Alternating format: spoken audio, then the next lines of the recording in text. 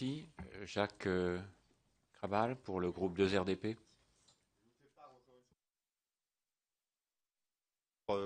Ma réflexion sur un sujet qui est vraiment très complexe et que je découvre. Moi, le Haut Conseil de biotechnologie, j'ai lu, comme certainement viennent de le faire, les différents intervenants. Et donc, j'ai essayé de me plonger dedans et je vais essayer d'être très pragmatique dans ma position d'élu de terrain. Tout le monde a bien compris qu'on se félicite en France d'avoir ce Haut Conseil des biotechnologies. Et pourtant, Monsieur le Président, dans le bilan que vous faites un bilan qui est plein d'interrogations et qui pose des vraies questions quant à, je ne vais pas dire son efficacité, puisque vous l'avez montré à travers le nombre de dossiers traités, mais quant à l'efficacité par rapport aux vrais enjeux, aux enjeux de la société, concernant par exemple l'acceptabilité, la démocratie, puisqu'aujourd'hui, nos concitoyens vous ignorent, bien évidemment, et je pense qu'il y a une nécessité, et vous le notez dans votre rapport, de moyens.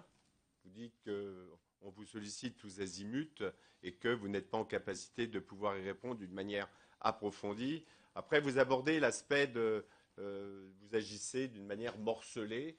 Et compte tenu de la complexité des risques d'une part, et je ne veux pas revenir sur les exposés faits par les précédents intervenants, mais pourquoi y a-t-il ce morcellement en France quand la notion de risque qui envahit toute la société, la population, les élus, et comment peut-on prétendre vouloir y répondre même d'une manière scientifique quand on la gère d'une manière complètement parcellaire, comme c'est le cas. Et donc moi je souhaiterais, d'un point de vue de la commande politique, qu'on puisse peut-être avoir une réponse qui soit, comment dirais-je, à la fois grand public, mais aussi pas segmentée comme ça l'est.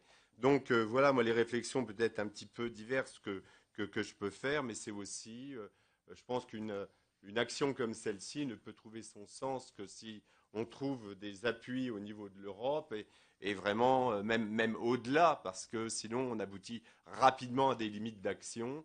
Et donc j'étais il y a quelques jours à l'Assemblée générale des agriculteurs de mon département et justement se posait la question bien évidemment des OGM, puisque c'est votre cœur de métier, qui se félicitait en ce qui concerne les betteraves de s'être opposé à cette expérimentation qui devait avoir lieu sur le village de Sepvaux dans l'Aisne, parce qu'aujourd'hui, sans l'usage, sans cette expérimentation, ils pouvaient mettre en avant les résultats qualitatifs, quantitatifs de ce produit bien apprécié des Français.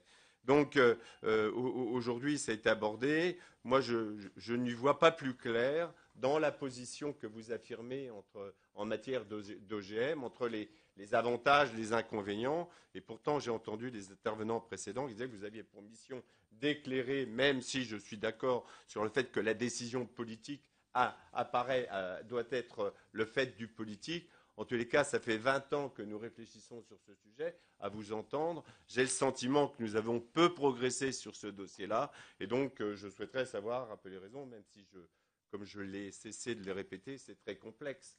Mais bon, ceci étant, je fais part de mon incompréhension à travers un bilan qui est quantitativement très favorable, mais qui, sur le sujet qui était votre mission, apparaît aujourd'hui comme pas controversé, mais nous laisse vraiment, pour ma part, dans l'incertitude.